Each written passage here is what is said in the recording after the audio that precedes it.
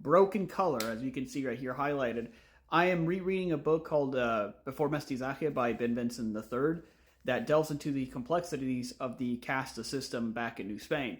So there was a concept called broken color. People of broken color were routinely and pejoratively referred to as having bad habits. They were innately superstitious. They had all these different negative assumptions made about them. They were depicted as shiftless, suspicious, prone to lying under oath, inherently untrustworthy, and routinely unreliable from an elite standpoint. So it also goes on to say being quebrado was equated to having been born with an inescapable defect as opposed to being born Spaniard, which was ascribed as being of good birth. And look at this right here.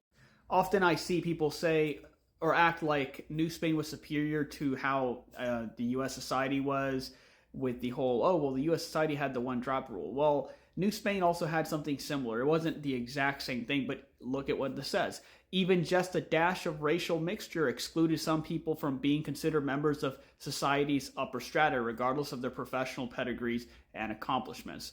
So just any mixture right there is making them inferior. It's making them that broken color status back in New Spain. Regarding mestizos, because people talk about mestizos had privilege back then, and they did to some degree, but this was a very fickle status, as you can see in some places, like right here, this frontier zone of Mulango. It was stating that mestizos had to pay tribute just like the Native Americans, just how full-blooded African slaves did, etc.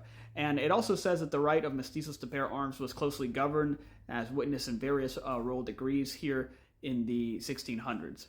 So I'll definitely make more videos about this stuff. Like, I did read this book, but it was years ago, and it was really fascinating. But there's always a lot of like bad assumptions made by people about mestizos this or how New Spain was, and they want to make it seem like it was this like great progressive thing in comparison to the United States back then, when in a lot of ways it was just as vehemently racist.